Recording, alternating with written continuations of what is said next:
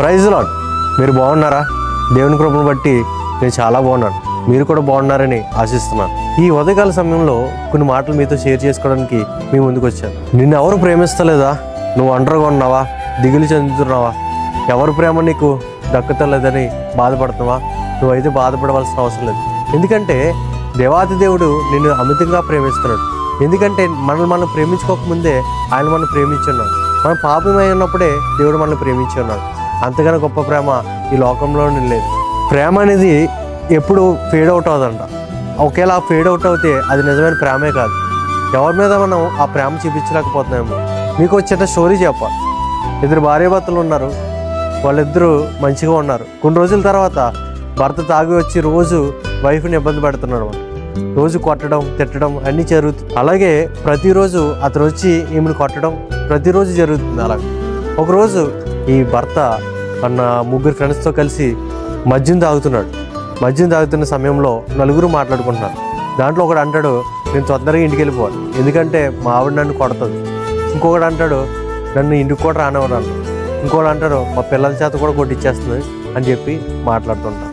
అలా మాట్లాడుతున్నప్పుడు ఈ నాలుగో వ్యక్తి అంటాడు, అలా మాట్లాడుతుంటే నాలుగో వ్యక్తి అంటాడు, మా భార్య అలాంటిది కాదు, నన్ను చాలా ప్రేమిస్తుంది. నేను ఎంతలా హింసించినా, నేను ఎంతలా కోపడినా, నేను ఎంతలా కొట్టినా కూడా ఏ మాట కూడా అందు, నన్ను చాలా బాగా ప్రేమగా చూస్తుంది అని చెప్పి అన్నప్పటికీ వీళ్ళు ముగ్గురు అంటారు, ఈ కాలంలో అలాంటి వైఫ్లు ఉన్నారా? నువ్వు చాలా యాక్ట్ చేస్తున్నావు, నటిస్తున్నావు అని చెప్పి అన్నప్పటికల్లా, సరే నాతో పాటు మీరు కూడా రండి అని చెప్పి ఆ ముగ్గురు ఇతను కలిసి వాళ్ళ ఇంటికి వెళ్తారు. నిజంగా వాళ్ళ వైఫ్ అప్పటికే చాలా లేట్ అయిపోయినప్పటికి కూడా ఎదురు చూస్తుందన్నమాట. భర్త ఎప్పుడు వస్తారని చెప్పి చూస్తున్నప్పటికీ నిజంగా భర్త వచ్చినప్పటికీ చాలా ఫాస్ట్గా ముందుకు వెళ్ళి తనతో మాట్లాడుతుంది. ఏమండి భోజనం చేశారా, చేయలేదా అని చెప్పి ప్రేమగా మాట్లాడుతుంది. నేను చేయలేదు అని చెప్పి కసురుకుంటున్నాడు. ఇదిగో నేను చికెన్ తెచ్చాను, మటన్ తెచ్చాను, దీన్ని తీసుకెళ్ళి ప్రిపేర్ చేయి, మా ఫ్రెండ్స్ వచ్చారు వారికి ఫుడ్ ఏర్పాటు చేయని చెప్పి 1 గంట టైంలో ఆ మాటలు అనేటప్పటికెల్లా సరే అండి తొందరగా చేస్తానని చెప్పి ఆమె ప్రిపేర్ చేస్తుంది. అలా ప్రిపేర్ చేసి ఫుడ్ వాళ్ళందరికీ ఏర్పాటు చేసి వాళ్ళు తింటున్నప్పుడు వీళ్ళు ముగ్గురు అనుకుంటారు అన్నమాట, అయ్యో నిజమే వాళ్ళ భార్య చాలా ప్రేమ కలిగి ఉంది, ఇలాంటి భార్యలు మనకు ఉంటే బాగుండు అని చెప్పి ఫీల్ అవుతుంటారు. భార్య కాళ్ళు నొక్కుతూ అక్కడే పడుకుని పోతారు.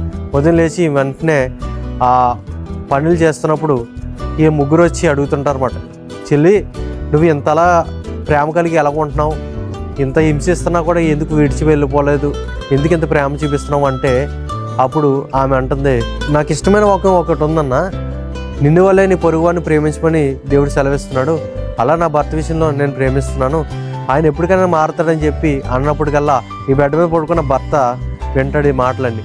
నా వైఫ్ నన్ను చాలా ప్రేమిస్తుంది, ఈమె సంఘంకి వెళ్తున్నప్పటి నుంచి ఈమెలో మార్పు నేను చూస్తున్నాను, ప్రతిరోజు ప్రేమగా చూస్తుంది, ఆదరిస్తుంది, నన్ను ప్రేమిస్తుంది అని ఆలోచిస్తున్నప్పటికీ భర్త వచ్చి టీ అడుగుతాడు. టీ అడిగిన తర్వాత ఇచ్చేసిన తర్వాత వీళ్ళందరూ వెళ్ళిపోతారు.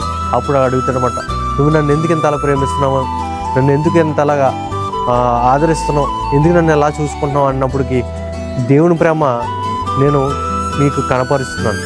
అప్పుడు సరే నీతో పాటు నేను కూడా చర్చికి వస్తానని చెప్పి ఆయన కూడా వచ్చి సన్నిధిలో ఉంటాడు.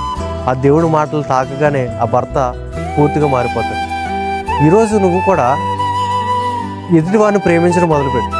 నీ ప్రేమ వారు చూసి దేవుని ప్రేమ వారు కనుగోవాలి, దేవుని ప్రవర్తన కలిగి ఉండాలి. మనం ఆయన స్వరూపంలో మనం చేసుకున్నాడు కాబట్టి మనం అదే ప్రేమ కలిగి ఉండాలి. దేవుడు మనల్ని అయితే ఎంత ప్రేమిస్తాడో మనం కూడా ఎదుటి వారిని అంతే ప్రేమించాలి. వాళ్ళు ద్వేషించడం మానేసి వాళ్ళని ప్రేమిద్దాం. నిన్ను వల్లే నీ పొరుగువాడిని ప్రేమిద్దాం. ఆమేన్.